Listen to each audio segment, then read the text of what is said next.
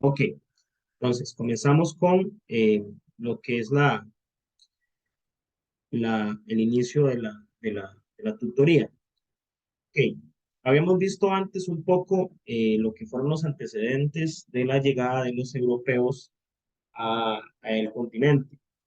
Ok, recordemos que España, anterior a la llegada al continente, era un territorio que abarcaba diferentes reinos. Esos reinos se fueron unificando a partir de vínculos matrimoniales principalmente o a través de conflictos, ¿verdad? De territorios que se fueron ganando hasta que eventualmente quedó más o menos así, hacia el año 1300, ¿verdad? Tenemos Aragón, Cataluña, Navarra, Castilla, Nueva Castilla, León y Portugal.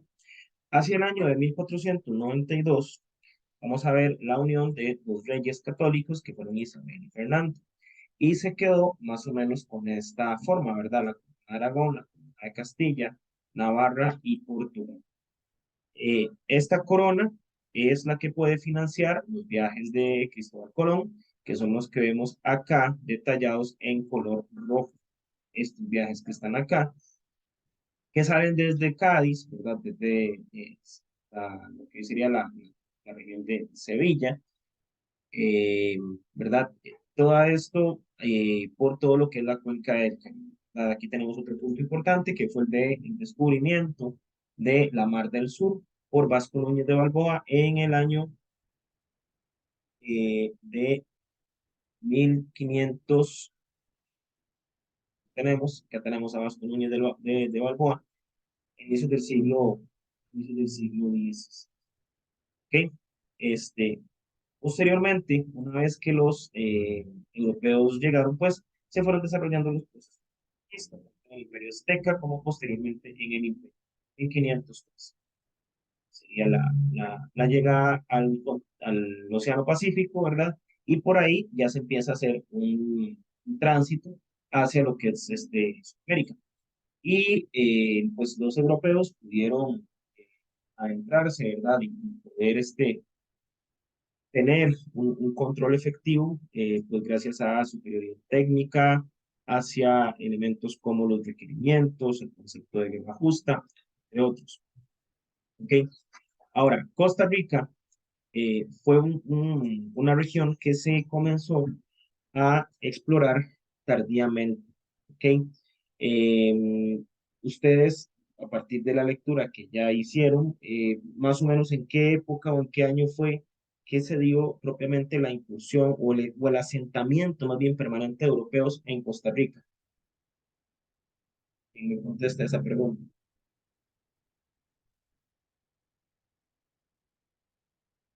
¿O quién fue la primera persona que estableció un asentamiento ya formal, digamos, que un asentamiento que permaneció en Costa Rica?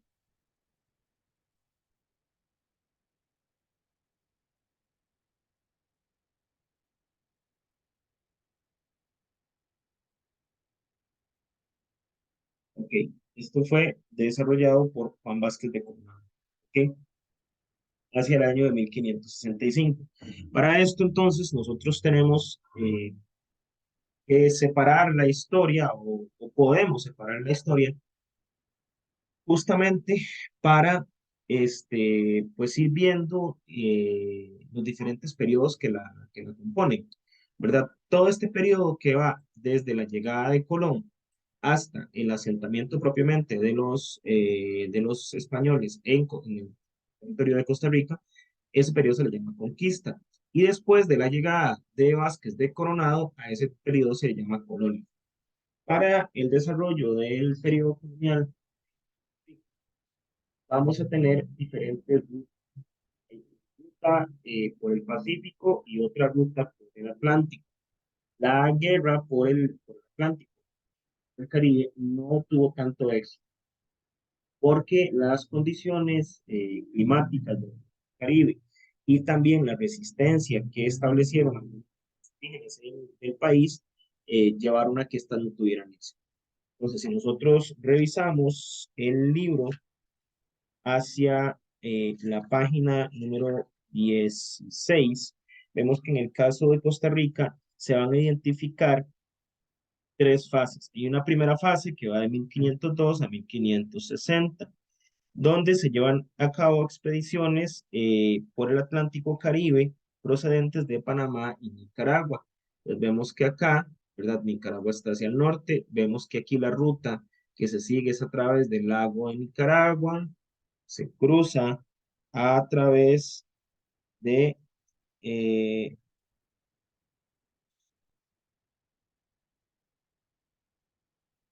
¿ok?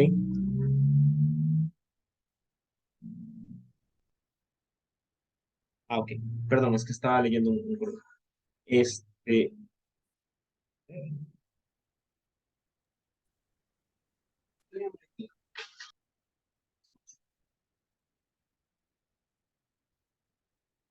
veo un micrófono activado.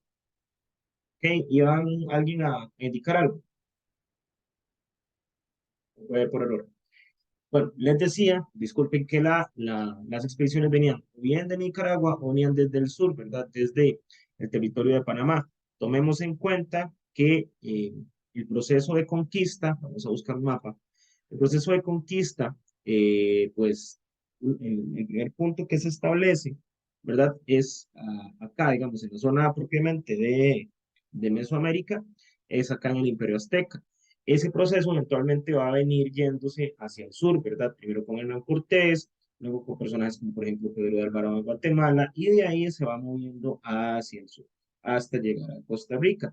El caso que mencionábamos eh, del descubrimiento, ¿verdad? Parte de descubrimiento, ellos indígenas lo conocían, de la Mar del Sur, ¿verdad? Por Vasco Núñez de Balboa en esta región, hizo que se llegara a controlar el Istmo de Panamá o establecer un asentamiento acá, entonces empiezan las expediciones más bien hacia el norte, ¿verdad? Costa Rica por eso es como la más alejada y la más pobre de los territorios. Entonces, en el caso de el Pacífico, ¿verdad? La primera fase de conquista, tenemos una ruta de 1519 con Hernán Ponce de León, Gil González Dávila y posteriormente Francisco Fernández de Córdoba. Este señor, pues, estableció una importancia muy, muy grande en Nicaragua y por eso, pues, la moneda nicaragüense se llama Córdoba, ¿verdad? La, una de las imágenes que se veían en los billetes de este país es justamente la de este señor. En el caso del Caribe, las expediciones fueron llevadas a cabo por Felipe Gutiérrez, Hernán Sánchez de Badajoz, Martín Estete, Alonso Calero, este señor, por este señor es que la isla que está en la región nor, noreste, de Costa Rica, ¿verdad? Cerca de Barrio del Colorado, se llama justamente Isla Calero. Y finalmente tenemos a Diego Gutiérrez. Estas expediciones, como les mencioné, no tuvieron mucho éxito. Las expediciones que sí tuvieron éxito fueron llevadas a cabo mucho más adelante, en la segunda fase de la conquista. Esta segunda fase de la conquista fue llevada a cabo especialmente por Juan de Caballón, quien fue la primera persona que estableció un asentamiento llamado Castillo de García Muñoz y fue quien trajo diversos tipos de ganado al país. Y finalmente Juan Vázquez de Coronado. Juan Vázquez de Coronado ya se establece un asentamiento permanente y traslada la ciudad de García Muñoz a el Valle de El Huarco, que eso es acá en Cartago, ¿verdad? Esta es la ruta de Coronado, la ruta roja, ¿ok? Entonces aquí tenemos, ¿verdad? Por aquí, por esta región, estaríamos en Cartago. Ven, esta es la isla que yo les decía, esto es Isla Carolina, ¿ok? Entonces se establece un asentamiento y finalmente el primer, ya propiamente gobernador español en el país fue Perafán de Rivera, quien logró mantener el control o logró un asentamiento efectivo gracias a la represión en contra de las poblaciones. ¿Ok? Entonces, eso sería un poco lo que fue el proceso de conquista, ¿verdad? Y de colonización en el caso de Costa Rica. Ahora, vamos a la parte político-administrativa. Quiero que por favor se vayan al esquema que está en la página 23, por favor. Y alguien que me confirme también, por favor. Alguien que me confirme en la página 23. Ok, me indican si lo tienen por mensaje o por audio. Pueden encender el micrófono.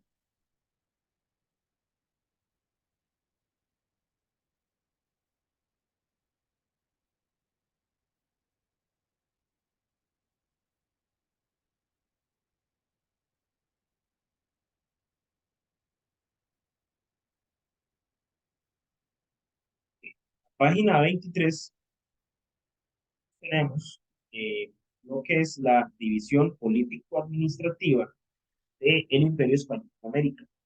El Imperio Español se va a dividir en virreinatos. Entonces, de acuerdo con lo que tenemos, página 23, el virreinato era encabezado por un virrey, quien representaba al rey en América y gobernaba en extensos territorios llamados virreinatos. El virreinato fue el virreinato de Nueva España, que va desde lo que hoy es el sur de los Estados Unidos, aunque en aquel momento pues pertenecía a España y posteriormente a México, hasta Costa Rica. Entonces, Costa Rica estaba alejada del centro de poder que estaba en México o del segundo centro de poder que era la audiencia de Guatemala. Más adelante, esto se pasó a llamar Capitanía de Guatemala. Y el otro virreinato importante fue el virreinato del Perú. Entonces, este virreinato del Perú va a tener uno de sus puntos más importantes en lo que es Lima. Ya hacia el siglo XVIII, 1780, estos son 31 años antes de la independencia, vemos que ya existen, por ejemplo, los Estados Unidos. Estados Unidos se independizan 3 años antes de esto, en 1700, 4 años, perdón. Después tenemos el territorio de varios virreinatos más, ¿verdad? Tenemos el virreinato de Nueva España, igualmente hasta Costa Rica, no ven acá. Tenemos el virreinato de Nueva Granada. Este virreinato de Nueva Granada se va a extender por regiones de lo que hoy es Ecuador, Colombia, parte de Venezuela y Panamá. El virreinato del Perú con una parte de Ecuador, una parte de Chile, Perú y Bolivia, lo que en aquel entonces se llamaba Alto Perú. Y tenemos el último, que es el virreinato del Río de la Plata, que se extendía por zonas como, por ejemplo, Argentina, Paraguay y Uruguay. ¿Ok? Entonces, en España vamos a tener instituciones muy importantes, como la Casa de Contratación de Sevilla. La Casa de Contratación de Sevilla para lo que sirve es para el pago de rentas. Aquí les quiero consultar y no les he miedo contestar. Sabemos que un rey es rey por derecho divino, es decir, Dios elige quién es el rey. ¿Cómo es que un rey se mantiene económicamente? Es decir, ¿de dónde agarra la plata el rey? Quiero que piensen eso y que me lo contesten.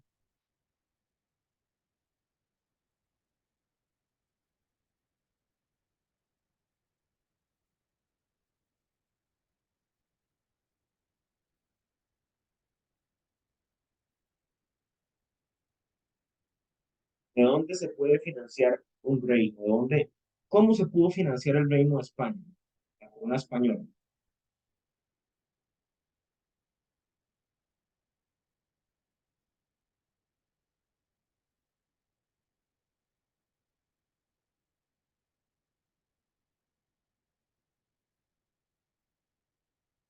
Marilyn, tal vez usted nos pueda compartir una respuesta.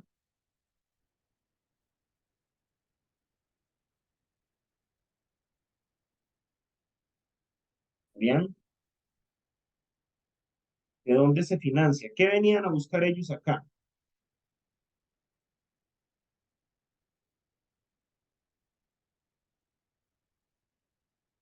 Ustedes para el diario reflexivo, que estamos en proceso de revisión. Profe, Ajá.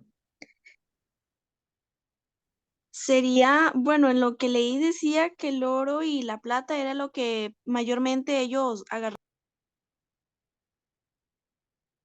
El oro y la plata.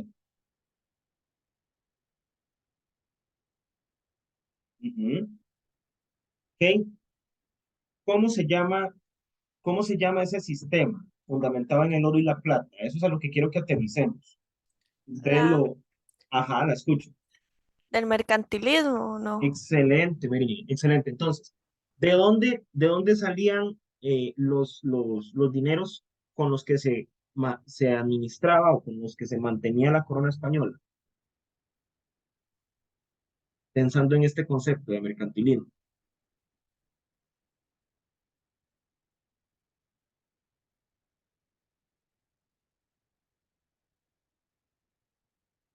O les voy a cambiar la pregunta. Vamos a ver. Una de, ajá, muy bien, gracias a todo lo que saquearon de América. Ok, entonces, ojo a esto.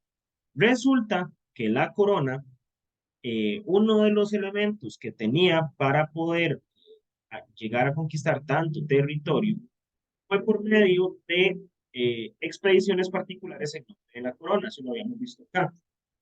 ¿Esto qué quiere decir? Las personas que venían al continente de América venían con la esperanza de obtener una recompensa por parte de la corona.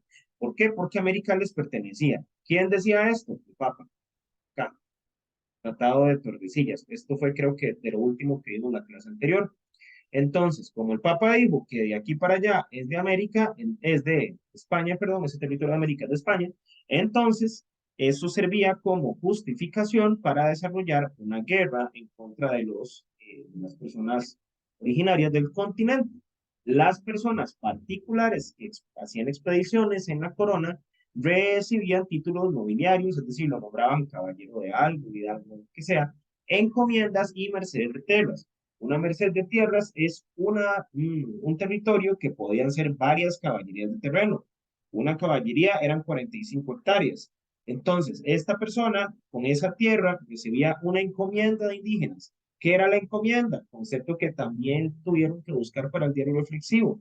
La encomienda era cuando se le daba a la custodia o la educación de un grupo de indígenas a un blanco, a un español, para que éste los evangelizara. Y a cambio, estos tenían que trabajar para él. ¿Ok? Pero igual, yo, digamos, si fuera un blanco, un español, pues de ahí, igual, o sea, está bien, los indígenas trabajan, pero ¿cómo gana la corona con mi trabajo? Aquí está la palabra clave, esto. ¿Qué son rentas?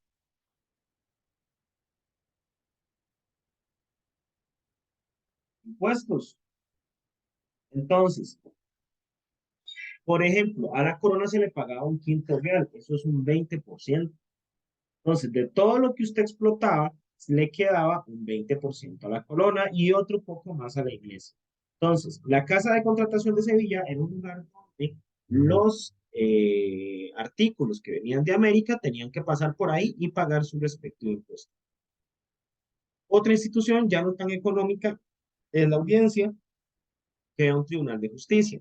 La iglesia tenía sus jurisdicciones religiosas y también sus reducciones. Y en el caso de América tenemos el virreinato, gobernado por un virrey, y la capitanía general, territorio de menor extensión y con funciones militares. La provincia conformaban las capitanías, por ejemplo, Costa Rica era parte de una provincia, o pues, era una parte de una provincia, pues, también cabildos, gobierno local, por ejemplo, el primer cabildo que tuvimos acá fue el cabildo de Cartago, y el corregimiento, una población secundaria ocupada por los indígenas. Ahora, quiero que nos vayamos al concepto de capitanía general para que ustedes lo puedan ver y analizar. Ok, decía, igual, nos vamos a ubicar en la página 23 siempre. Decía en la Capitanía General que eran territorios más pequeños que el virreinato y de que dependían del virrey. Y también mencionaba ahí en la presentación de que eran susceptibles para ataques de piratas. ¿En qué región de América se podían concentrar los piratas? Piénsenlo un poco. Un territorio, digamos, donde haya un archipiélago así de muchas islas. ¿Dónde podría ser?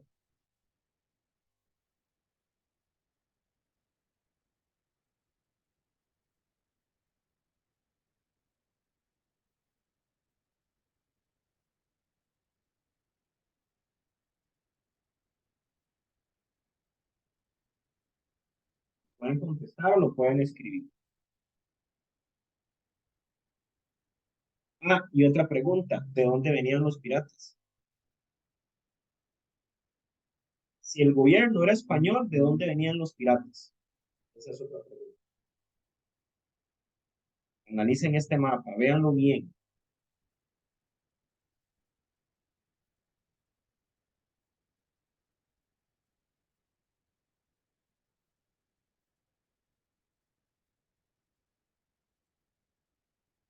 Por ejemplo, si nosotros atendemos a este mapa, esto que está acá, largo, es Cuba. Esta isla pequeñita es una isla que está cerca de Cuba, pero en la que se habla inglés porque fue territorio británico. ¿Cuál isla podría ser esta? Una isla de Cuba, una isla al sur de Cuba, más bien.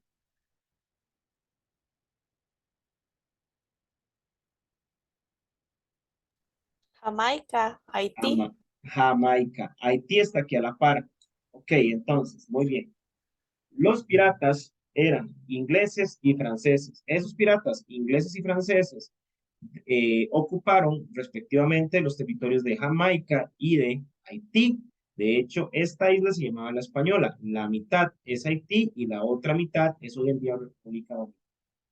Entonces, la Capitanía General de Guatemala se extendía desde acá, desde Chiapas, hasta el estado de Chiapas, lo que hoy es Guatemala, El Salvador, Honduras, Nicaragua y Costa Rica. ¿Ok? Entonces, los piratas estaban en la cuenca del Caribe, es decir, en toda esta parte del mar, esto es el Mar Caribe. El Mar Caribe está delimitado por Centroamérica, las Antillas Menores, que son estas pequeñitas que salen de acá, y las Antillas Mayores. ¿Ok? Y algunas partes de Sudamérica, ¿verdad? La costa de Cartagena, de Caracas, por ejemplo. ¿Ok?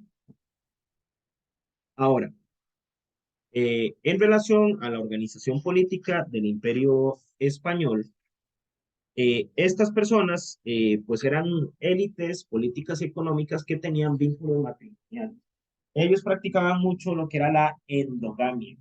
¿Qué es endogamia? Que las personas tienden a unirse matrimonialmente y genéticamente con personas como del mismo círculo social y en algunos casos también hasta entre la misma familia. ¿Está? Entonces, ellos tenían ese tipo de vínculos y ellos controlaban también las actividades económicas como la mano de obra indígena, la producción de cacao, esto se da mucho, por ejemplo, en la zona de Matina, la producción de tabaco, que se da mucho en el Valle Central, y el comercio colonial. Además, estas élites tenían familiares en el clero. Esta imagen que estamos viendo aquí es de Juan Basilio Coronado. Esto está en un museo que se encuentra actualmente en Cartago cerca, o cerca no, en el museo que era el antiguo cuartel ¿ok?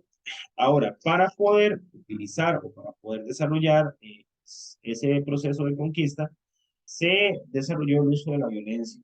Ese uso de la violencia lo podemos ver con ejemplos como el de Pablo Pérez. Aquí, eso está en el mismo mural. Pablo Pérez se rebeló en 1709 y desarrolló todo un movimiento, ¿verdad? Una resistencia indígena en contra de los españoles, se quemó una iglesia, el ayuntamiento, y fue arcabuceado y posteriormente de... Entonces, el comercio durante el periodo colonial se caracterizaba principalmente por la ganadería. ¿A dónde? ¿A dónde creen ustedes que se puede haber concentrado la ganadería en lo que ahora es Costa Rica? Una zona altamente ganadera.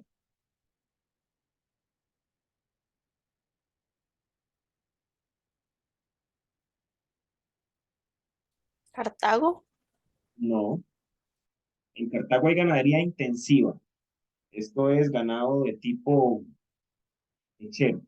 Esto no es ganado de leche, esto es vaca brahma, es ganado de carne. Es ganado que usualmente se arriaba con caballos. ¿Sí? Era una persona en la sabana, un sabanero, que los arriaba a caballo. ¿De dónde es el sabanero?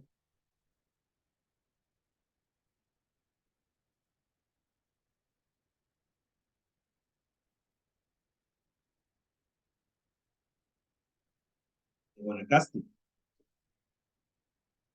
Acá tenemos el añil. ¿Esto qué es? Esto que está acá. ¿Qué producto es este? Cacao. Cacao, ¿verdad? Y esto,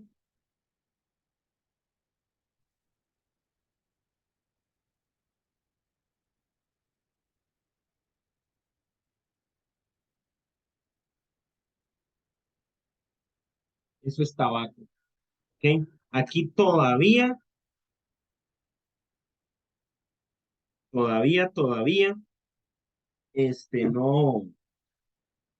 se había comenzado a desarrollar el cultivo del café. Entonces, dentro de lo que es el comercio colonial, ¿verdad? La estructura del comercio colonial, vamos como por la página 27, 28, se habla de una comercialización de trigo, maíz y cerdos a Portobelo, esto es en Panamá.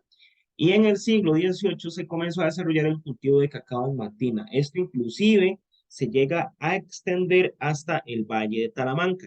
Hay un contrabando inglés porque la zona caribe de Costa Rica, Matina, Talamanca, Limón, pues no había sido totalmente ocupada por las huestes, digamos, de los españoles y tenían un control o un comercio muy importante con los ingleses.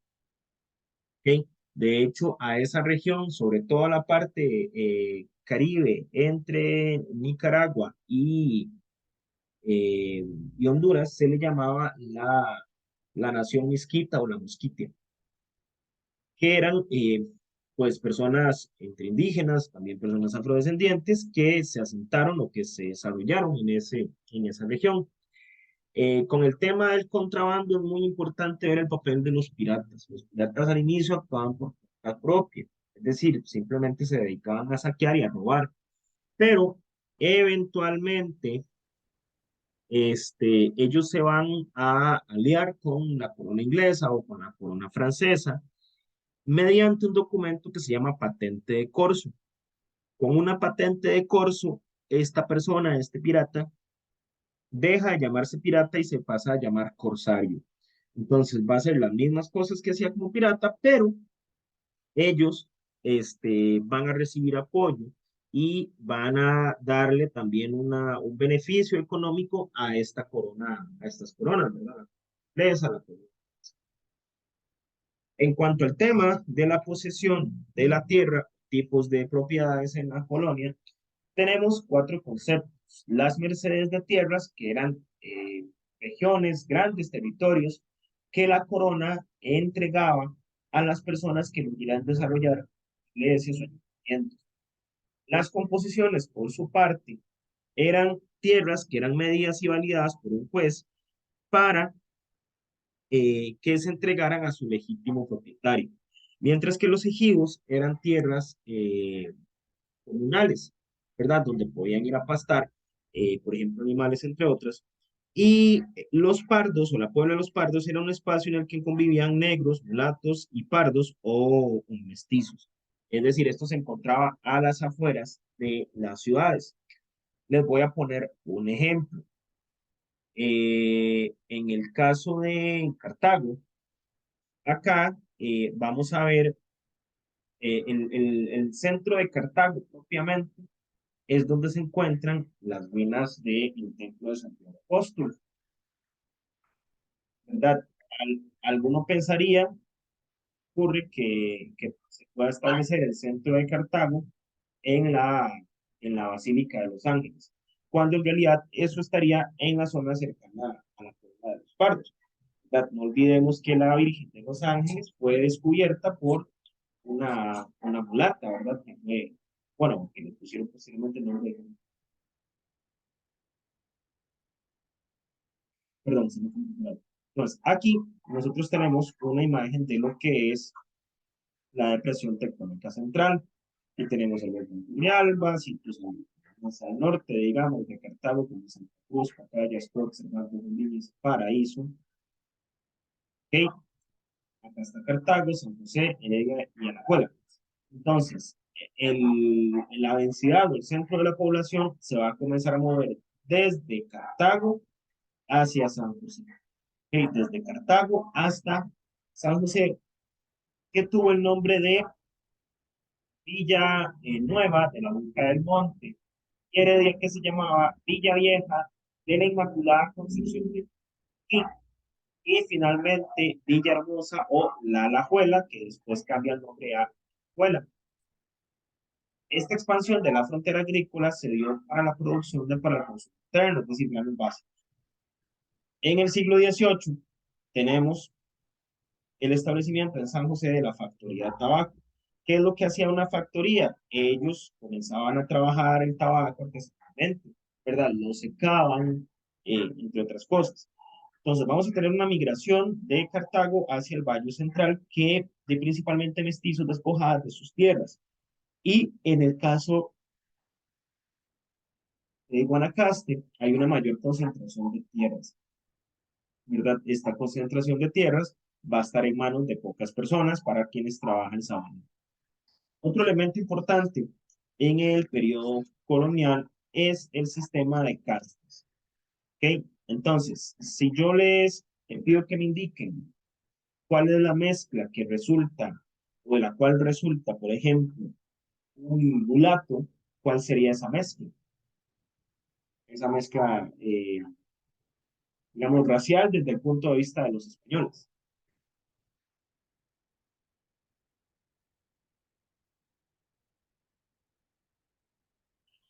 Me parece que era de un blanco con un negro. Ajá, es correcto.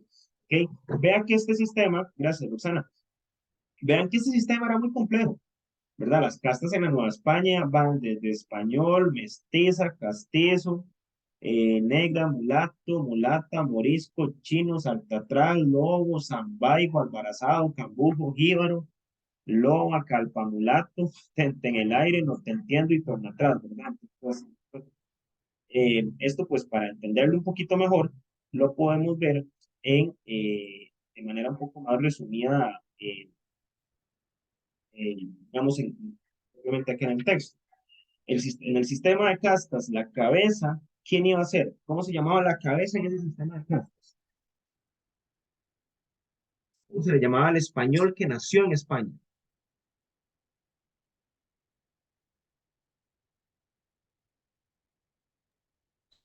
Profe, no eran criollos. No, Ibérico o peninsular, si no me equivoco, profe. excelente, Manuel. Muy bien, Gabriela. Criollo es el que está después del peninsular. Y eso es muy importante para lo que viene. ¿Ok? Emanuel, ¿usted me puede decir la diferencia entre un criollo y un peninsular? Si no me equivoco, bueno, el criollo es las personas que nacieron, por así decirlo, en el continente nuevo, mientras que el peninsular, si no me equivoco, son los que procedían de España. Ok. Eso es muy importante, Emanuel y compañeras y Ajá. compañeros. ¿Por qué? Porque el criollo prácticamente no tenía derechos políticos. Solamente podía gobernar en un cabildo. ¿Eso qué quiere decir? Vamos a devolvernos. Eso quiere decir que un peninsular podía gobernar en un virreinato, podía gobernar una provincia, podía gobernar intendencias, capitanías generales, y el criollo solamente podía hacerse cargo de un gobierno local. Estos criollos, que son personas que son descendientes de españoles, que tienen un poco más de acceso económico, un poco más de acceso a la educación, que por ejemplo los mestizos o los gatos, bueno, ni los indígenas ni los negros.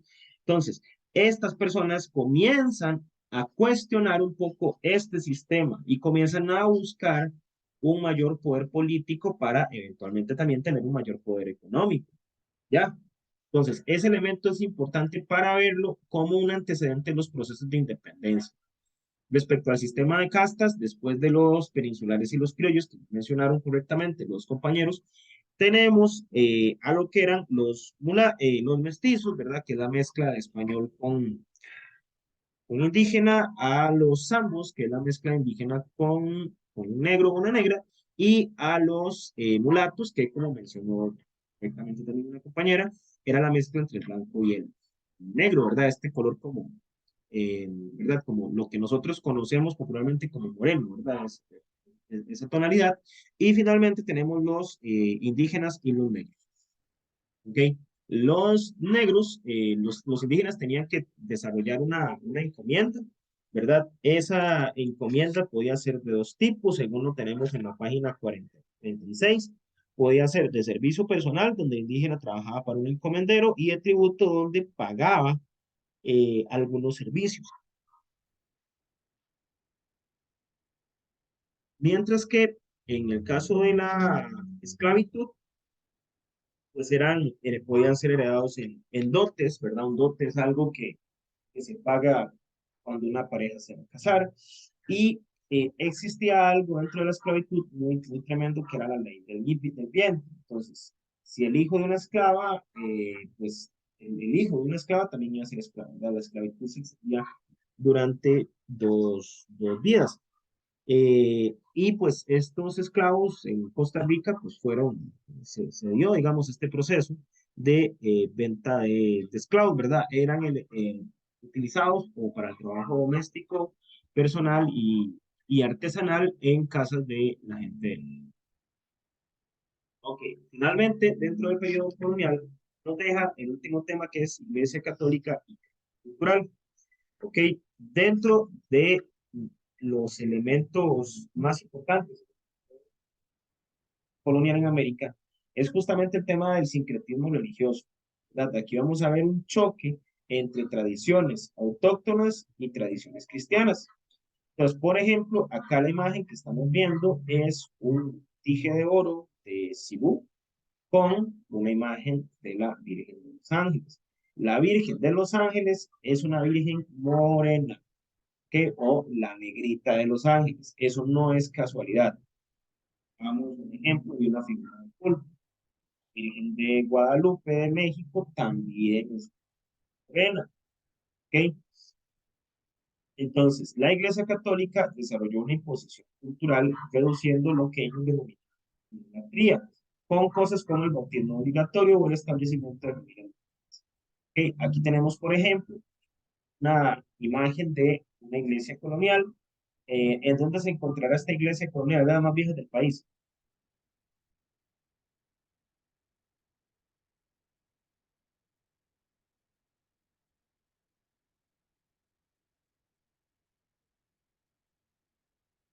Es la iglesia de Orozco. Eh, para reducir la idolatría, se establecieron cosas como el bautismo obligatorio o el establecimiento de familiares, es decir, familias más allá de, por ejemplo, un clan, digamos, que incluye a tías, tíos, abuelos. La iglesia obtenía recursos económicos a través de cofradías, que eran devotos laicos que donaban dineros, o capillanías, que administraban el dinero proveniente de los testamentos. ¿Okay? Dentro de la herencia que deja el periodo colonial, es una organización político y administrativa centrada en 4 centros de población de la meseta central, que vendrían a ser Heredia, San José, Cartago y Alajuela. También la formación de ayuntamientos y la distribución de la población en cuadrantes. ¿Okay? Eso es muy típico en América Latina, ¿no? Nosotros lo podemos ver en centros de población, donde usualmente pues, iglesia, está una plaza, ¿verdad? Un parque, probablemente una escuela, probablemente una oficina, pero esa distribución, digamos, en cuadrados, y esos cuadrados, pues, en el periodo colonial, fueron determinando la importancia social de la persona. Es decir, si vivía en el puro centro, la par de la iglesia, ¿verdad? O en esos cuadrantes cercanos, pues eso determinaba de que usted era una persona de mucho respeto, ¿verdad? De mucho prestigio, de mucho poder económico. Dentro de esta herencia cultural también tenemos lo que fue la celebración, lo que es más bien la celebración del Santo Cristo de Esquipulas, esto en algunas comunidades, como por ejemplo en la Cruz Casta, porque se celebra el uso de vocablos indígenas, ¿verdad? Por ejemplo, Curridabat, Tibás, Acerrí, Barba, vienen de palabras indígenas, y la religión católica como la oficial. ¿Ok? Va a llegar un momento en que la Iglesia Católica ya pues comienza a tener un papel menos relevante. Pero para eso vamos a entrar al siguiente capítulo. Consulta. ¿Hasta aquí tienen alguna pregunta?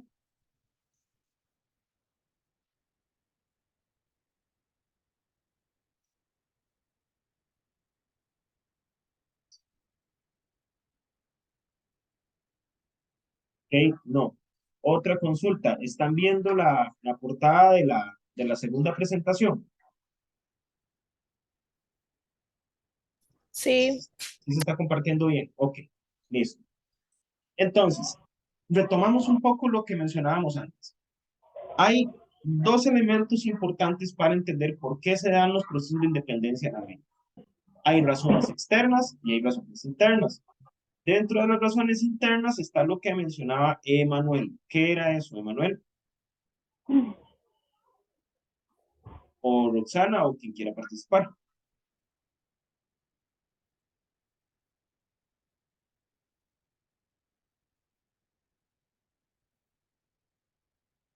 El tema de los criollos. porque no se podían participar en solo político, pero municipal. Ajá, muy bien. Ok, ok, no se me vaya, Gabriela. Ok, para que me ayude con esta parte. Entonces, ustedes han escuchado o dentro de lo que leyeron un concepto que se llama ilustración.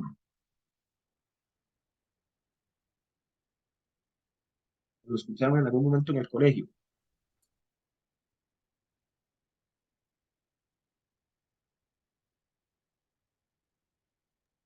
Si mal no recuerdo, había sido un movimiento que Ajá, se había dado en el continente europeo. ajá. Sí, siga. ¿Qué impacto tuvo la ilustración en Europa y qué impacto pudo tener en América? ¿En qué consistía? ¿Qué cuestionaba la ilustración? ¿Qué proponía?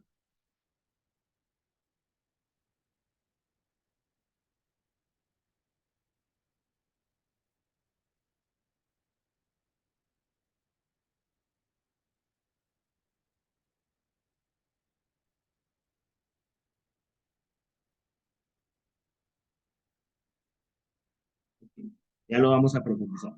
Pues el primer elemento que tenemos dentro de este primer capítulo son las postrimerías del modelo.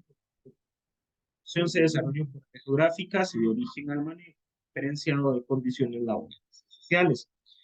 ¿Verdad? Lo que mencionábamos antes, ¿verdad? Después del periodo colonial se extraía cacao en Matina, en Guanacaste y tabaco en San José. Acá, donde antes se sembraba tabaco, eventualmente se va a sembrar el producto estrella de Costa Rica durante todo el siglo XIX. ¿Cuál producto era? En San José, bueno, en el Valle Central. Producto que dejó muchos beneficios económicos en el país. Ajá, muy bien, Roxana, del café. Ok, bien. Entonces, vamos bien. Ok, primero vamos a ver un poco qué pasó antes de la independencia. Primero tenemos la expansión del Imperio Español.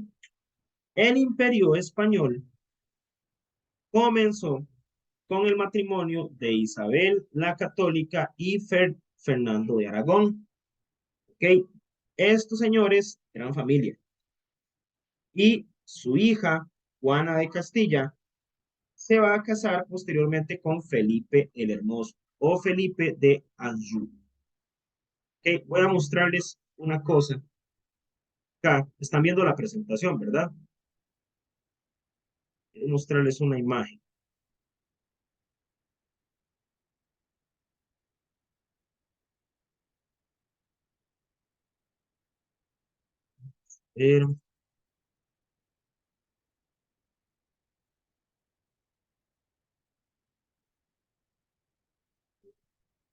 Una imagen que tengo aquí en un folleto, pero que me parece que es adecuada para entender eso. Acá está. Ojo a esto, esto es un material ahí aparte, pero están viendo un PDF, sí. Sí, profe. Sí, Ok, ojo a esto. Es la genealogía de los reyes españoles. Entonces, Fernando II de Aragón se casó con Isabel la Católica. ¿Ok? Del fruto del matrimonio de estos dos sale Juana I de Castilla, conocida como Juana la Loca. Juana se casa con Felipe I de Hermoso de Austria. Ok, primer dato. Este señor es austriaco, esta señora es castellana. Ok, entonces, este señor probablemente no sabía hablar muy bien en español, pero eso no importa. ¿Cuál es la tarea de ellos en este reino? Y sobre todo, ¿cuál es la tarea de la mujer en un reino? Unir naciones, Ajá, ¿a través de qué? ¿Quién une esas naciones? matrimonio, Ajá, pero ese matrimonio tiene que dar un fruto. ¿Cuál es el fruto del matrimonio? los hijos. Un hijo, un hijo varón. ¿Ok? Entonces, la tarea de las reinas es dar a luz a un chiquito varón. Ese chiquito fue Carlos I. ¿Ok? Carlos I se casó con Isabel de Portugal. ¿Ya? Isabel de Portugal y Carlos I tuvieron a Felipe II, el rey prudente.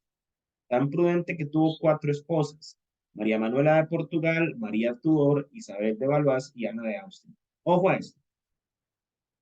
Quedamos en que este señor es austriaco, Felipe, pero resulta que esta señora también es austriaca. Esta señora es de Portugal, pero resulta que esta señora también es de Portugal. Está como raro, ¿no?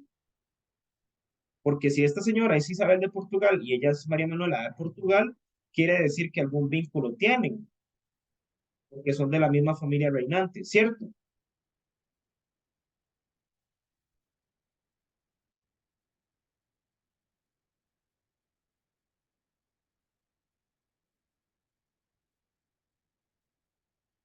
A esto se le llama endogamia. Es decir, se casaban con gente de la misma familia. Y eso eventualmente iba a generar problemas. Entonces, este señor fue el que extendió el imperio más grande. ¿Por qué? Porque él fue heredero de la corona de Austria por Felipe, fue heredero de la corona de España, Juana, y de la corona de Portugal por Isabel. ¿Ok? Entonces, el papá es heredero de la corona de estos dos. Y la mamá es hija del rey de Portugal, que aquí no sale. Entonces, este señor logra controlar un territorio muy, muy grande. Este tiene a su vez a Felipe III, sería el piadoso, quien se casa con Margarita de Austria. Hay una señora de Austria, aquí hay otra señora de Austria. Quiere decir que esta señora, Ana, es familia de Margarita, y aún así Felipe se casa con Ana. El vínculo entre Felipe III y Margarita de Austria nace Felipe IV.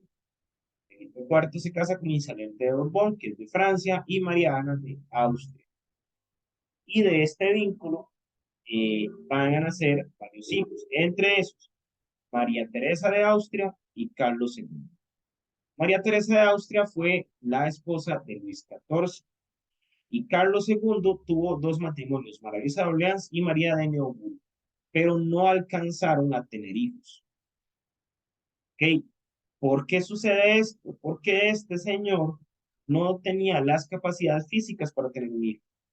Él tenía un problema en cuanto a la producción de testosterona. Entonces, las esposas no pudieron quedar embarazadas. Entonces, solamente por el hecho de que ninguna de estas dos señoras, o más bien porque este señor no podía tener hijos, es que vamos a ver una guerra de secesión entre el bando Borbón, Luis XIV, y el bando Augsburgo, que es de la familia de este señor. ¿Ok? Este señor es Carlos II. Pero no fue porque, ¿verdad? No tuvo hijos porque no fuera muy, muy agraciado el hombre, ¿verdad? Y aún así con esa cara se casó 2 veces. El asunto es que no, simplemente no podía. Y esto es la guerra de sucesión. Entonces vamos a tener un bando que pelea en favor de la corona de Austria, que es lo que está de color amarillo, y hay otro bando que pelea en favor de la corona de Francia, que es lo que está de color siguiente. La dinastía Borbón se impone y tenemos en España como rey más importante de esta a Carlos III de Borbón. Este Carlos III es pariente o es un antepasado del actual rey de España. Este señor implementa una serie de reformas conocidas como las reformas borbónicas, que las vemos en la página 67. Estas reformas borbónicas lo que buscaba era establecer un poco más de autoridad. En Francia comenzó un proceso muy importante que se llamó la Revolución Francesa, que como bien mencionó Emanuel, eso está relacionado con el concepto de la Ilustración. Ok, ¿qué pasa con la Revolución Francesa? Resulta que en Francia, esta familia, la de Luis XIV, ¿verdad? La familia reinante, pasó de un reino muy fuerte, el de Luis XIV, a un reino muy inestable que fue el de Luis XVI. Y eso llevó a una profunda crisis económica en Francia. Aunado a esto, tenemos el papel de una burguesía ilustrada. Ellos desarrollaron este movimiento de la ilustración y que estaban en contra de las monarquías. Ya nosotros vimos que es a través del mercantilismo que un rey se mantiene económicamente. ¿Qué es lo que le da autoridad política a un rey? Piénsenlo. No les estoy preguntando de memoria, sino para que analicen. ¿Qué creen ustedes que les da autoridad política a un rey?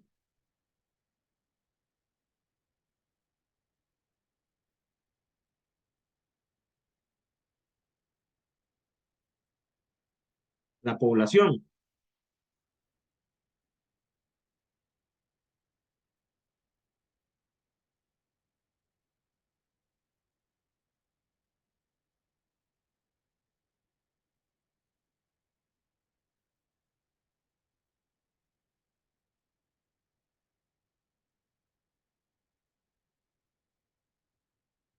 ¿Han escuchado el concepto de derecho divino?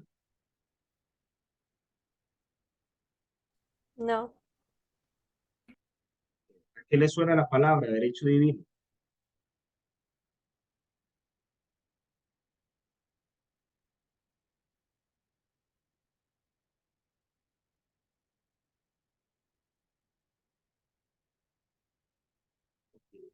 El derecho divino plantea que la autoridad del rey viene de Dios. ¿Ok?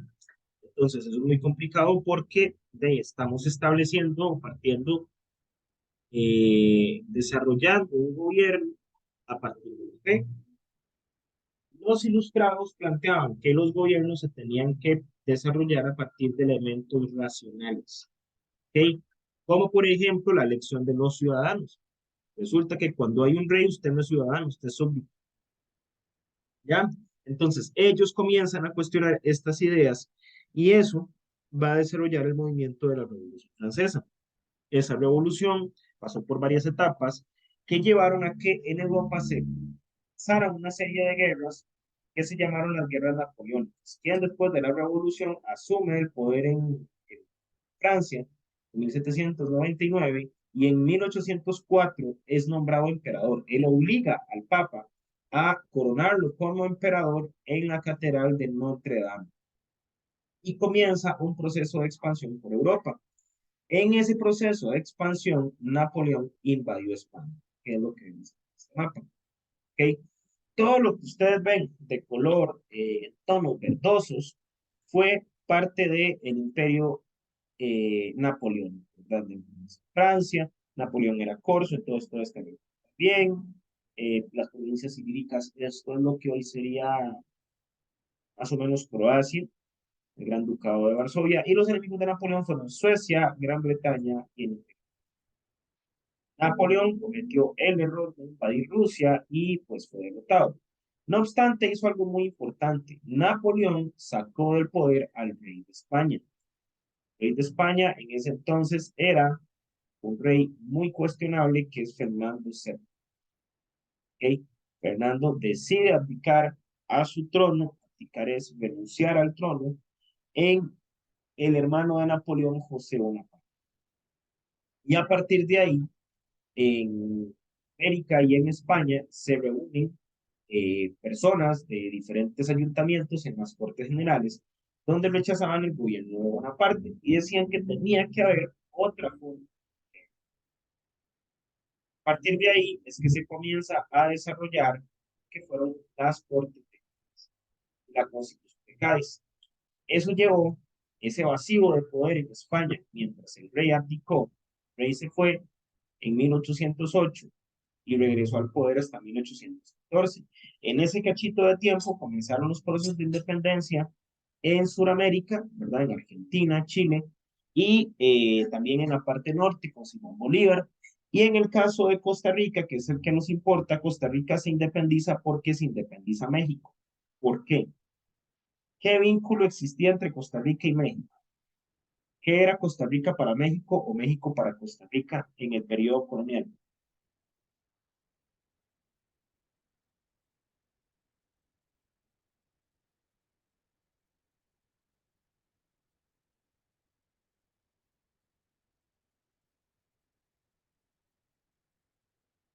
Recuerden el mapa que vimos al inicio,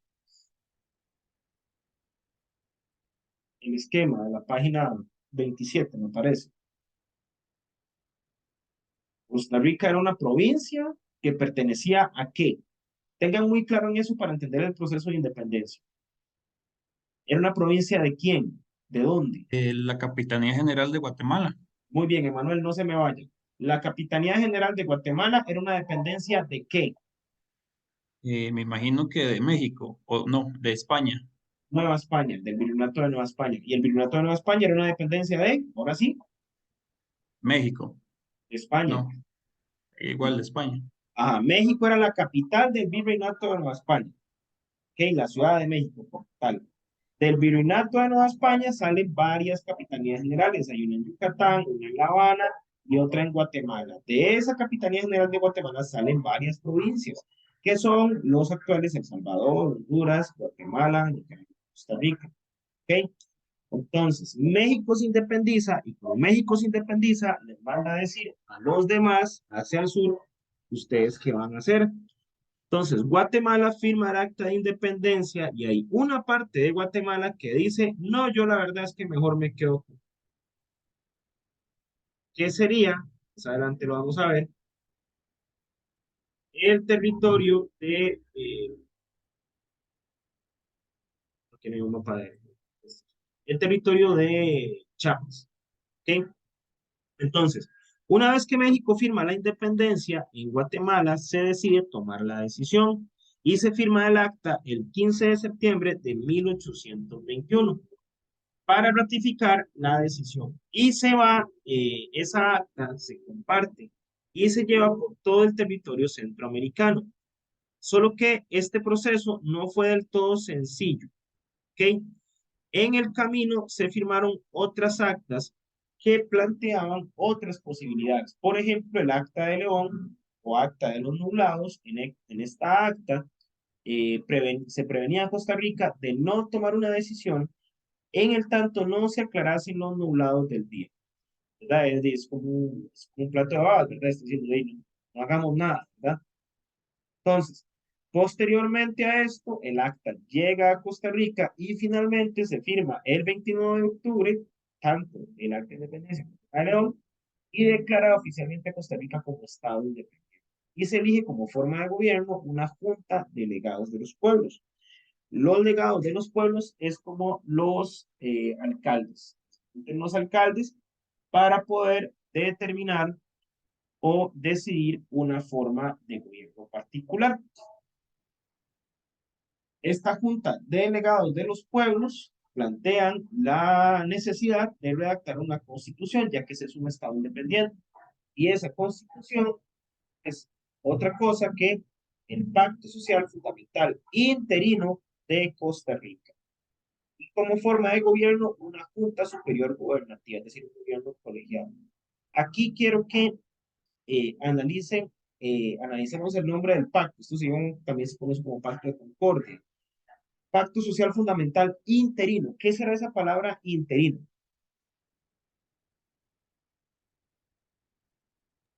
Que vendría siendo algo así como un pacto eh, temporal, tal vez. Exactamente, exactamente. Es temporal.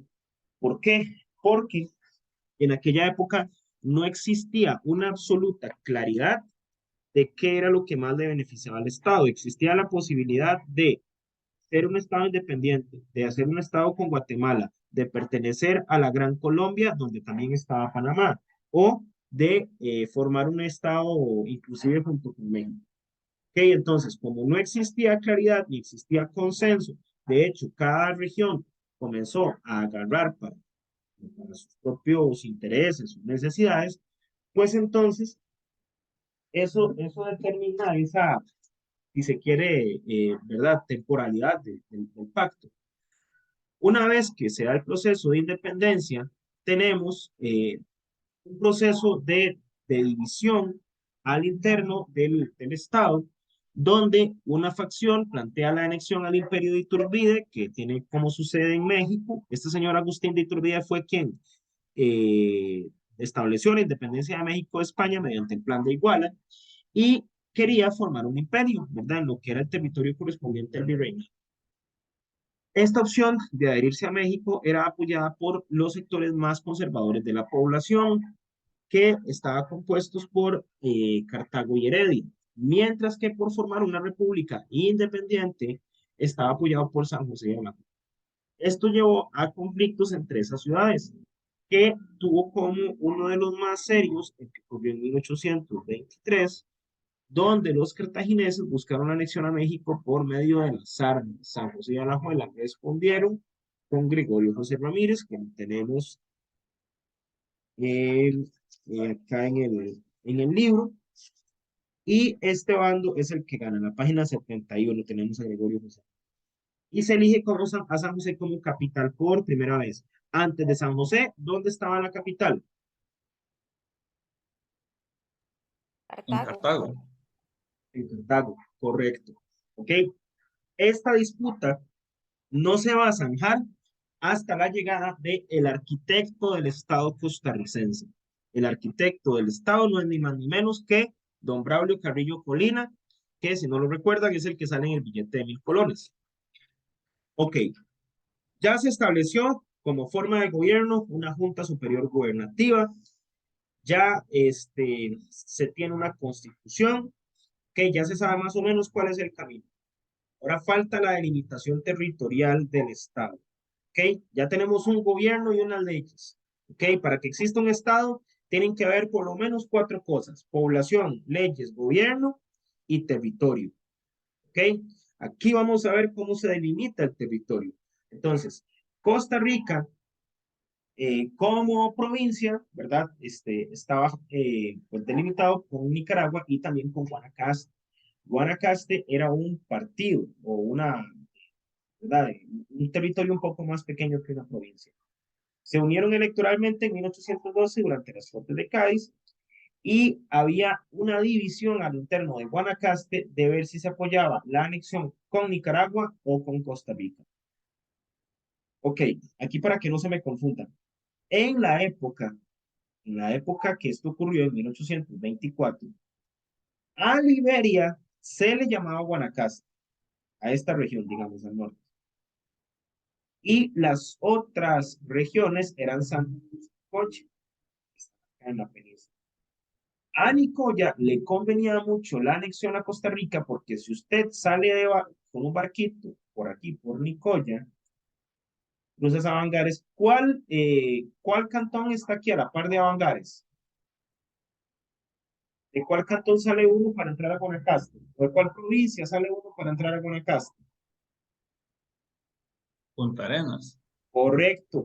Entonces, el puerto de Punta Arenas es muy importante para las actividades comerciales. Recuerden que siempre, cuando hablamos de historia, de este tipo de cambios a nivel político, generalmente hay un asunto económico de por medio. Entonces, a Nicoya y a Santa Cruz les convenía más eso, mientras que a Guanacaste, hoy Liberia, le convenía más el vínculo con un puerto que está al norte de la Cruz, en Nicaragua, que se llama San Juan del Sur.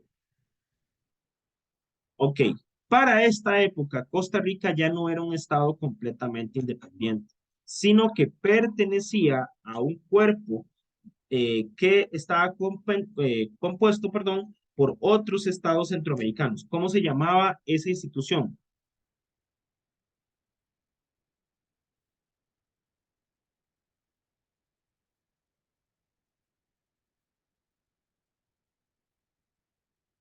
Esa institución, que abarcaba otros estados centroamericanos, se llamó la República Federal Centroamericana. Esa República Federal, Costa Rica se adhiere en abril de 1824, y ahí sí vamos a tener por primera vez un jefe de Estado en la figura de Juan Mora Fernández. Este señor va a gobernar de 1825 a 1833, pero es un periodo de mucha inestabilidad política, por lo que él decide salirse de esta federación en 1829 mediante una ley que se llamó la Ley de Aprilia.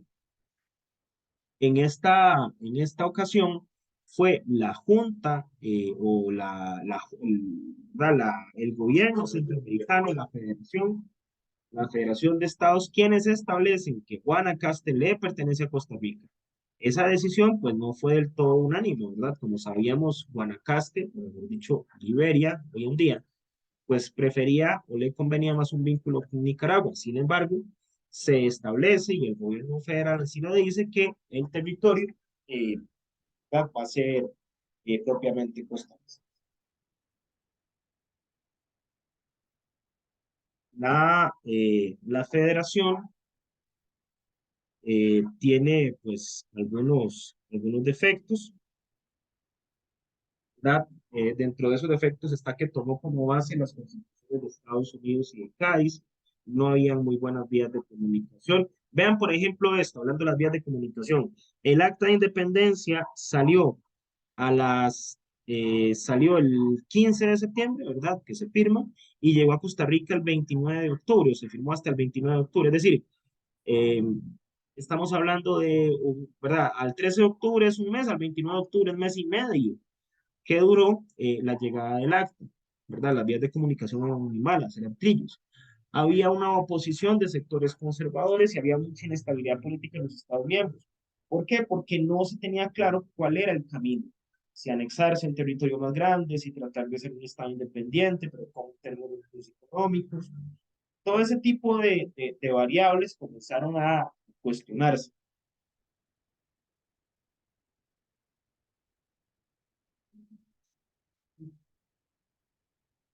¿Ok? ¿Me siguen bien? ¿Vamos bien?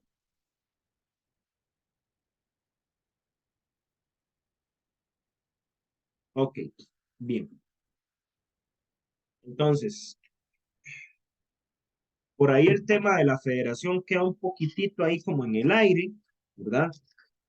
Ahí pues se comienzan a ver mucha inestabilidad política justamente por eso, por si federación sí, federación no, o por si San José capital o San José no capital. Y vamos a ver el inicio de el cultivo del café. El cultivo del café fue muy importante porque logró desarrollar lo que fue el centro del Valle Central, y se comienza el desarrollo de una oligarquía cafetalera y la expansión de la frontera agrícola. La oligarquía cafetalera, vamos a seguirlo en la página 79, por favor. Indica que es la clase social dominante en Costa Rica durante gran parte del siglo XIX, que disfrutó de dicho posicionamiento gracias a la explotación del cultivo del café, el producto de más rentabilidad en la economía. La oligarquía se constituyó por una serie de familias emparentadas, ya por lazos sanguíneos, matrimoniales o por alianzas económicamente estratégicas, las que les permitieron controlar la producción, beneficiado y comercialización del grano. El dominio de la producción redundó en su propio beneficio económico, social y político. Muchos de los presidentes que estuvieron, o de los jefes de Estado y después presidentes de la República que estuvieron en el siglo XIX, estuvieron vinculados en esta actividad económica.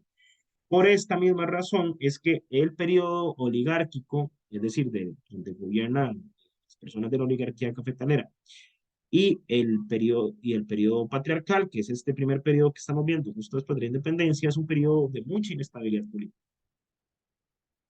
Em, este proceso de expansión, ¿verdad?, de aumento de los cafetales, hizo que se diera una migración de los pobres a nuevos espacios de colonización. Todas las personas que no tenían muchos recursos económicos buscaban otros espacios y dejaban la producción de café en el centro, ¿verdad? Esta producción de café fue alentada principalmente, y vamos a ver la figura, por don Braulio Carrillo Carrillo.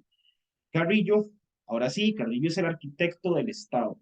Carrillo llegó al poder en 1835 y ya en 1835 tuvo que enfrentar una guerra que se llamó la Guerra de la Liga, que vamos a ver en la página número 85. ¿Okay? Aquí había un conflicto.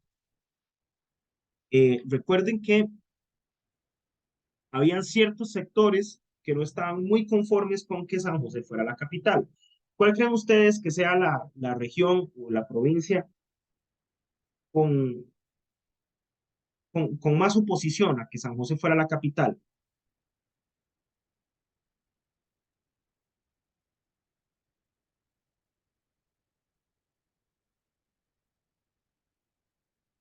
Recordemos que habían dos bandos, un bando conservador y un bando liberal.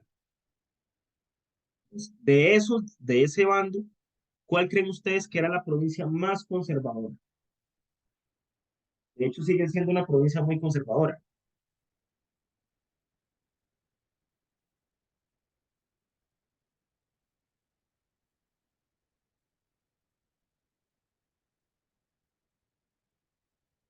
Cartago. Carrillo, en esta guerra de la Liga, lo vemos en la página 85, en el quinto párrafo.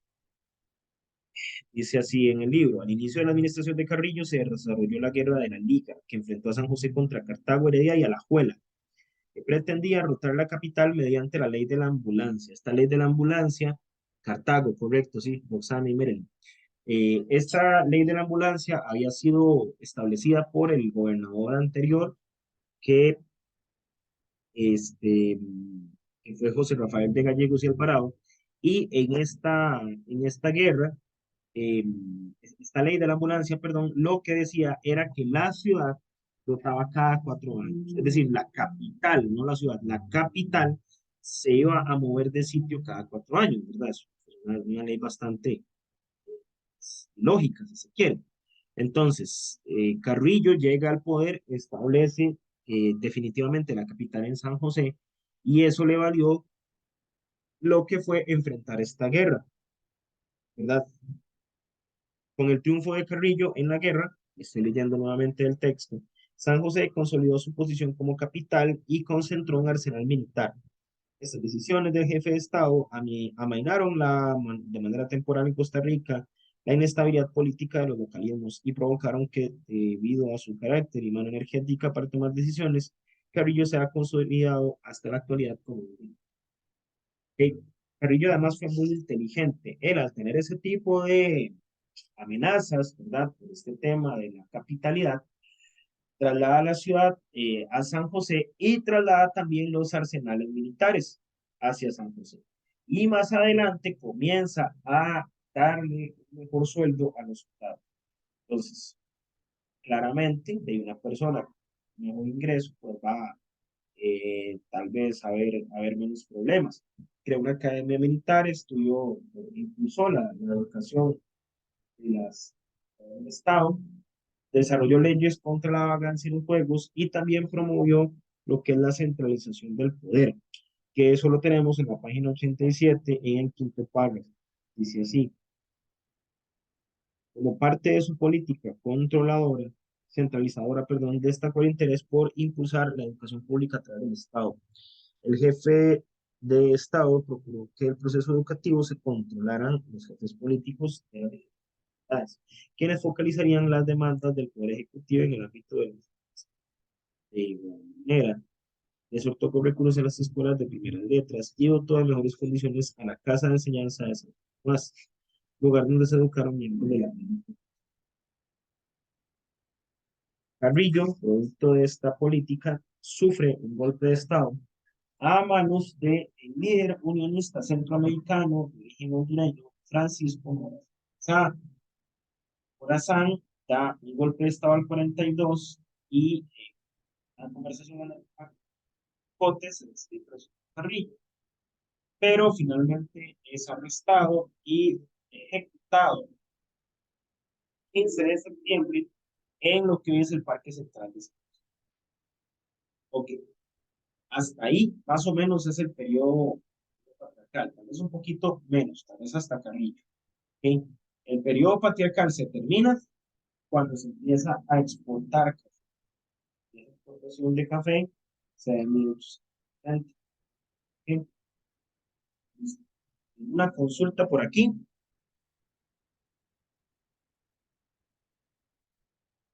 Ok, les voy a pedir nada más que me regalen un segundito para ir un momentito al baño y ya regreso. ¿Está bien?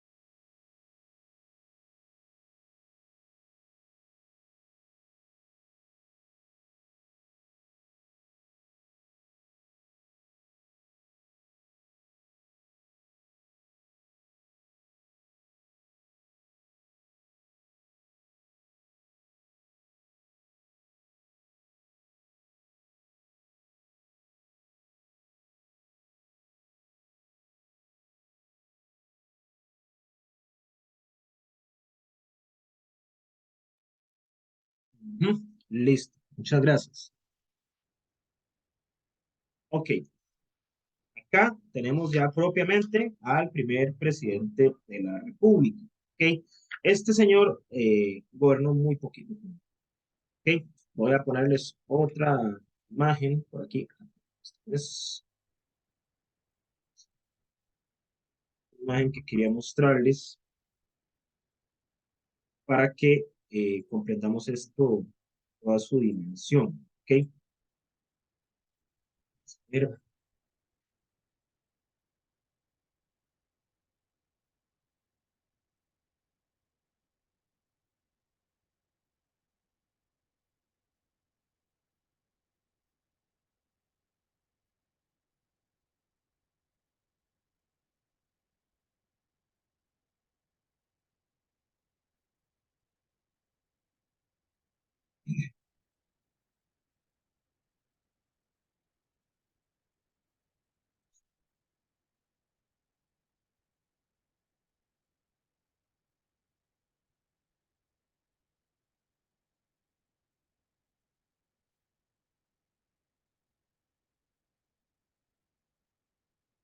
acá. ¿Ven el PDF? ¿Firman, porfa? ¿Sí? Ok. Sí. Ok. Esto es como una eh, breve resumen de los principales gobernantes de 1821, o mejor dicho, de 1824 a el año de 1914. Es algo simplemente como de manejo, digamos, no es como que, pues, digamos que memorizar o algo así. Hay algunos que no vienen porque gobernaron muy poquito tiempo, pero aquí lo que quiero que noten es esto. Ok, Juan Mora Fernández gobernó desde 1824 a 1825, de 1825 al 29 y el 29 al 33. ¿Ok? Entonces, fueron más o menos 3 periodos seguidos. José Rafael de Gallegos gobernó del 33 al 35, después llegó Carrillo del 35 al 37, después Carrillo siguió del 37, del 38 al 42, del 42 al 44 José María Alfaro, del 45 al 46 José Rafael de Gallegos, del 46 al 47 José María Alfaro y del 47 al 49 Castro Madrid. ¿Qué les dice a ustedes eso? El periodo de tiempo que dura cada uno. ¿Cuánto dura más o menos un gobierno? 4 años. Ok, ¿cuánto está durando aquí José María Alfaro en este gobierno? Años. Un año. Ok, ¿cómo es que el gobierno terminó antes? ¿Qué es lo que sucede cuando un gobierno termina antes de tiempo? ¿Cómo se llama eso? ¿Con qué? Golpe de Estado. Correcto, habían muchos golpes de Estado. Ergo, esto quiere decir que hay mucha inestabilidad política, ¿ok? Si usted logra controlar las armas, si usted logra que le den las armas, ¿verdad? Entonces, de ahí lo van a poner a caminar rapidito. Entonces, este periodo patriarcal y sobre todo el periodo oligárquico se va a caracterizar por eso. Vean que, por ejemplo, Castro Madrid, que es el primer presidente de la República y último jefe de Estado, gobernó solo 2 años. Y Mora Porras, que fue presidente, gobernó durante 10 años de manera ininterrumpida. Después Montalegre gobernó 3, Jesús Jiménez 3 más. Luego Castro Madrid gobernó 2 años, luego Jesús Jiménez 1 año y luego Tomás Guardia 12 años con un periodo interrumpido de más o menos año y medio. ¿Ok? Ya aquí estamos en el periodo liberal, esto se nos sale un poquito de lo que vamos a ver. Nosotros vamos a llegar más o menos a la década de Mora Porras y sus ulteriores consecuencias. Si ustedes les gustan, yo les puedo pasar esto como un recurso, digamos, aparte, eh, para que vayan teniendo claro la periodicidad, digamos, de cada periodo, de cada estado, no valga la redundancia. ¿Ok? Entonces, este señor es el que establece la bandera, el escudo de Costa Rica, pero la década aquí, el periodo importante es la década de Mora Porras, página 91. ¿Ok? En la década de Mora Porras, vamos a tener que él centraliza, ¿en dónde se centraliza el poder político? En el Ejecutivo. ¿Ok? Dentro de la división de poderes que tenemos nosotros, ¿quién encabeza el poder ejecutivo? Recuerden que son tres: ejecutivo, legislativo y judicial. ¿Quién encabeza el poder ejecutivo? El presidente. Ok, ¿y el legislativo?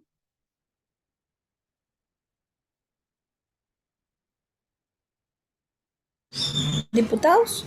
Correcto. Ok, entonces él le va a mermar el poder a los diputados, ¿verdad? O a las personas del poder legislativo y se la va a poner a él mismo. Es decir, es un gobierno centralista. Y a partir de esto comienza a desarrollar medidas para transformar el Estado. Por ejemplo, comienza un proceso de recaudación de impuestos mediante la creación de la FANAL, de la Fábrica Nacional de Licores, y estableciendo monopolios sobre el tabaco y el licor. ¿Ok? ¿Por qué el tabaco y el licor? Porque la gente siempre va a tomar y siempre va a fumar. ¿Ok? Entonces, estos productos, ¿verdad? Al ser monopolizados por el Estado, solamente el Estado los puede producir, se trata de aminorar el contrabando, las calidades, y eso eventualmente repercute en un beneficio económico para el Estado. Esta centralización del poder también nos llevó a buscar apoyo para profesionalizar el ejército. ¿Ok? Esta idea de que el ejército de Mora Porras era un ejército de campesinos, eso es un mito. ¿Ok? Era un ejército profesional. Se importaron armas de Prusia, que es más o menos lo que hoy es Alemania, y armas de Inglaterra. ¿Ok? Inclusive se trajeron instructores de Europa. Ok, ahora, vamos a ver lo que fue la campaña nacional de 1856. ¿Qué recuerdan ustedes de eso? ¿Por qué se dio esta campaña nacional? ¿Cuáles consecuencias hubo? ¿Cuáles batallas recuerdan?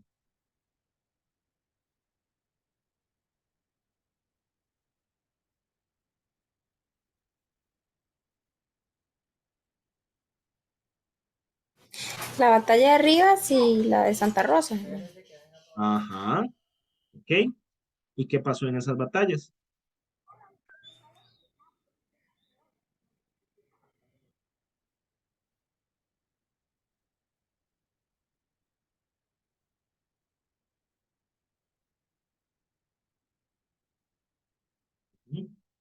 La de Santa Rosa es, pues, muy importante porque la de Santa Rosa está acá, en la cruz, ¿verdad?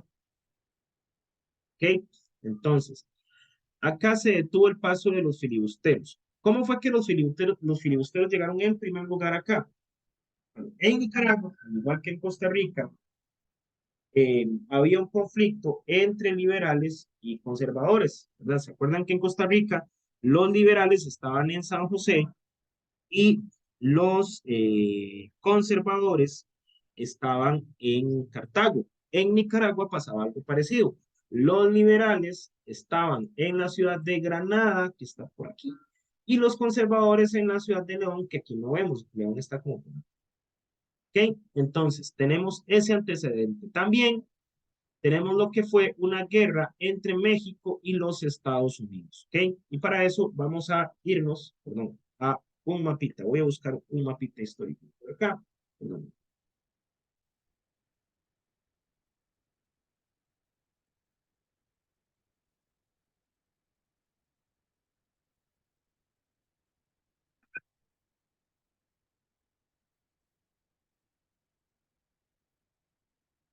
Ok. Acá. Acá. Ok. ¿Ven este mapa que está acá? Aquí donde está a la derecha. Después de esa guerra, se firma el Tratado de Guadalupe Hidalgo. Esta guerra implicó que México perdiera todo esto que está acá. Eso implica estados como Texas, que ya se había independizado, pero también otros como por ejemplo California, Nevada, Wyoming, Utah, Colorado, entre otros. ¿Okay?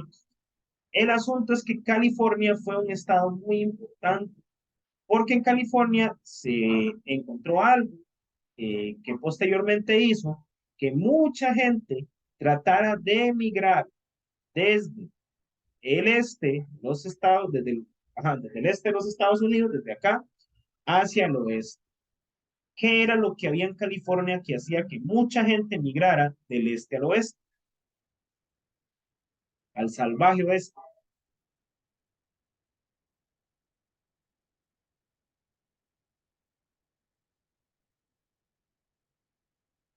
La respuesta es el oro.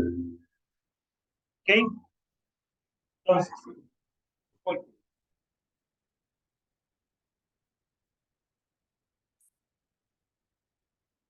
observemos este mapa acá. ¿Ok? Entonces, si nosotros observamos el mapa del mundo, ¿ok? Ubiquémonos siempre en California, ¿verdad? Los Estados Unidos no se habían terminado de consolidar eh, como la nación, digamos, que son ahora, ¿verdad? Eran primero 13 colonias y demás. Entonces, acá tenemos Estados Unidos. Aquí está la costa este, aquí está California, ¿ok? Entonces, lo que tenían que hacer era, para llegar hasta California, era agarrar y cruzar todas estas planicies, toda esta cuenca de este río, ¿verdad? El río Mississippi, cruzar las cordilleras, ¿verdad? Las montañas rocosas, hasta acá. Pero había otra ruta. Podían salir por acá, Nueva Orleans, por ejemplo, acá, la desembocadura del río Mississippi, bajar por el Golfo de México,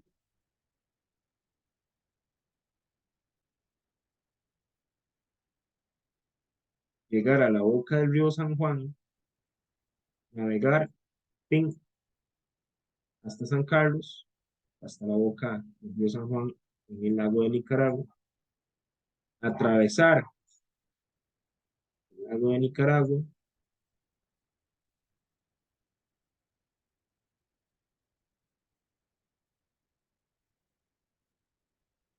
llegar hasta acá, hasta San Juan,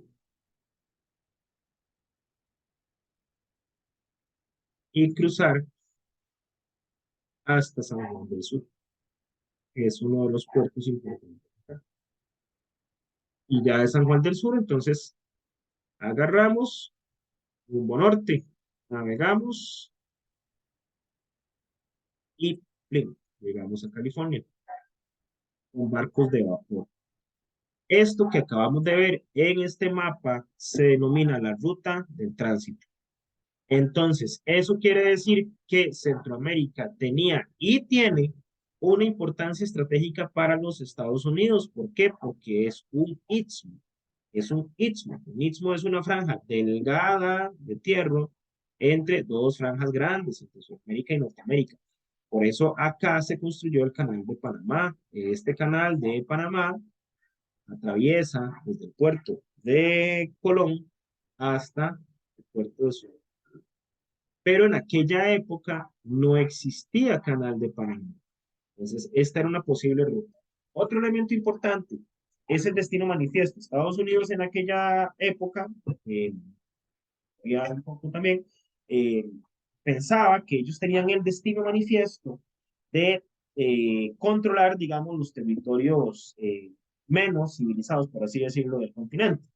Y pues con esta ideología, ¿verdad?, expansionista, pues se hicieron de la ruta del tránsito. Vean que el mapa que les mostré con la herramienta de Google es este mismo mapa, ¿verdad? San Juan del Norte, Punta Castilla, La Trinidad, San Carlos.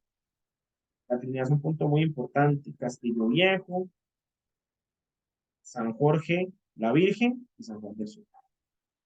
Ok, entonces la campaña nacional se va a desarrollar en las siguientes etapas. Tenemos primero la llegada de William Walker. Walker llegó por pedido de los liberales para tratar de vencer a los conservadores. Entonces llega al poder, llega a Nicaragua y luego asume el poder. El 11 de marzo se declara la guerra a Costa Rica y el 20 de marzo se da la batalla de Santa Rosa, donde los costarricenses lograron hacer retroceder a los filibusteros. Un dato importante de esta guerra, después de la batalla de Rivas, William Walker regresó, ¿verdad? Después de la toma de los puertos de la Virgen y San Juan del Sur, es el tema de la peste del cólera, ¿verdad? El cólera morbus afectó considerablemente a la población, era una enfermedad muy contagiosa, y pues eso devino en la muerte, oigan bien esto, del 10% de la población. Si hoy se muriera en Costa Rica el 10% de la población, estamos hablando de la muerte de 500,000 de personas. En aquel momento eran muchas personas, porque era mucha población. Pero para que ustedes analicen y tomen en cuenta, ¿verdad? Esta peste tuvo un impacto social, económico, muy importante, y también tuvo un impacto político en el gobierno de Mora. El 22 de diciembre se toma la Trinidad, es un punto muy importante. La Trinidad está aquí, ¿ven? Acá en la desembocadura del río Sarapiquí. Entonces, si los barcos vienen de Estados Unidos, de Nueva York y Nueva Orleans, para mandar suministros acá, y yo tomo este puerto, quiere decir que por aquí no pasa nada, ¿verdad? Los suministros no pasan. Walker finalmente se rinde el 1 de mayo de 1857, pero el 27 de mayo regresa nuevamente a Nueva Orleans, donde recibe.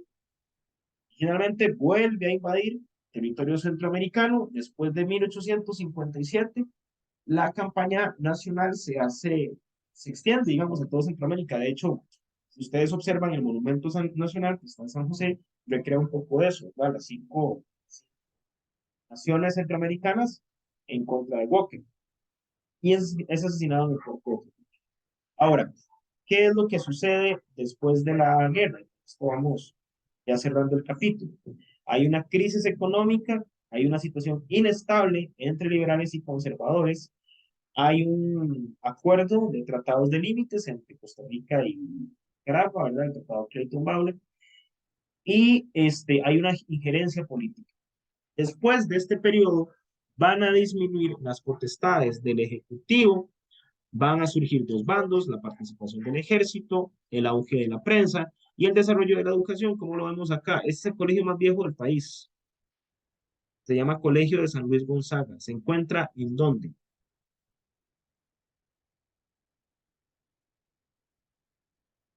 En Cartago. ¿Ok? Esta disminución de las potestades del Ejecutivo, pues fue justamente por la injerencia que tuvo el gobierno de Mora Porras. Y después de Porras, veamos que la inestabilidad política continúa, ¿verdad? Gobierna José María Montealegre 3 años, Jesús Jiménez gobierna 3 años más, luego llega al poder, vamos a ver, baje más, ajá, Castro Madrid nuevamente, en este periodo es que se da pues esta situación de la libertad de prensa, y se considera en 1868 como el año de la libertad de oro, de la libertad de oro y la libertad de prensa. Y finalmente Jesús Jiménez, quien declaró la educación primaria gratuita, obligatoria y costada por el Estado. Sin embargo, este señor elimina la influencia de los militares en el gobierno y separó de sus puestos a Máximo Blanco y Lorenzo Salazar. Estos señores habían sido militares que pelearon en la campaña nacional. Estos militares también tener cierta relación con estos militares, por ejemplo, Tomás Guardia, Próspero Fernández y Bernardo Soto.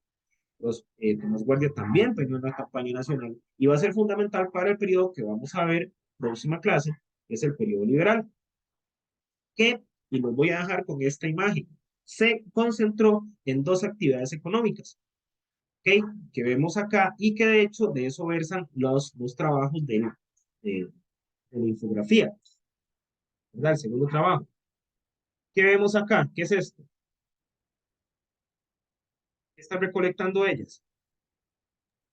Café. Café, Ah, y este señor, ¿qué es lo que tiene aquí? un Banano. racimo de plátanos. ¿Verdad? Y mal agarrado, ¿verdad?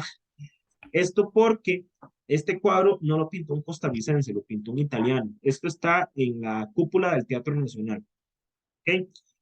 Entonces, hasta ahí llegaríamos con el capítulo. No sé si hasta aquí hay dudas respecto a propiamente lo que son el capítulo 1 y el capítulo 2.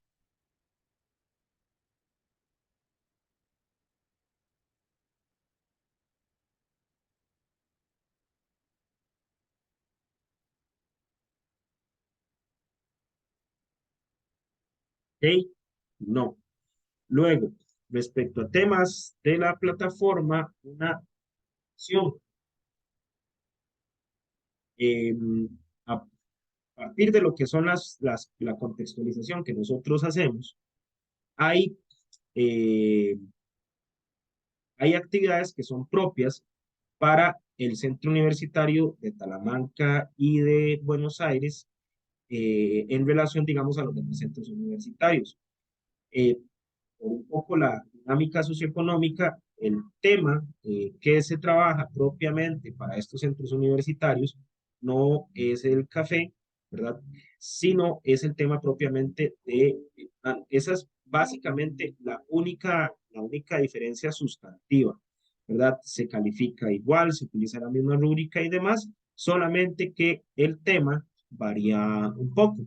Para este caso, entonces, las personas, los estudiantes de Buenos Aires, pueden analizar un poco o entrar un poco a analizar el tema 3 relacionado con el cultivo de banano. ¿Por qué este tema? Porque es justamente en la zona del sur del país y en la zona de Talamanca, donde se desarrolló lo que fue la United Fruit Company, ¿verdad? Primero en la zona de Limón, ¿verdad? Y Talamanca más propiamente, y posteriormente se da la movilización hacia la zona del Sur, que tuvo pues un impacto social y económico. Por eso es que se da esa diferencia. Entonces, a pesar de que aquí en la actividad diga el café como motor de la economía costarricense, para efectos, repito, de los estudiantes del CU, de Talamanca, y de Buenos Aires, el tema que vamos a trabajar es el tema del cultivo de banano, ¿verdad? Y lo que es sobre todo el tema del enclave bananero y el monocultivo. ¿Ok? Eso como una aclaración para el tema de la infografía. Y igual, lo que son, profe, consulta. Las puedes poner tal vez como en un cuadrito, en una esquina, porque la infografía se presenta como formato imagen JPG. Ah, eso es otra cosa. Si ustedes gustan o lo pueden buscar, vean este logo que está acá. Es una aplicación que se llama Canva. Pues ustedes se meten, él le va a decir que si quiere hacerse premium, usted le va a decir que no. Y ustedes con Canva pueden hacer cosas como esta. Estos son, eh, eso no sé qué era, pero esta imagen, por ejemplo, esto lo hice yo. Esto es otra, ¿verdad? Son cosillas, aquí uno puede incluir imágenes, diversas cosas, entonces es una aplicación que les puede servir. Hay otra que se llama PictoChart y hay otra también de Google que en este momento se me va el nombre, pero les puede servir para hacer la infografía. ¿Alguna otra consulta?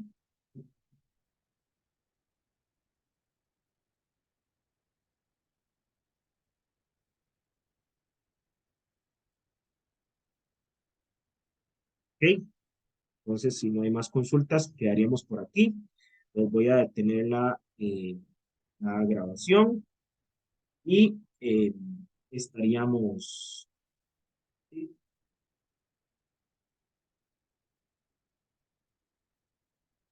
ok, y quedaríamos entonces hasta acá. Ok, estamos entonces. Sí, profe. Ok, entonces Dios mediante nos vemos de hoy en 15 y cualquier cosa, pues alguna duda o así me escriben por el foro, por el correo o por el foro de dudas. Hasta luego.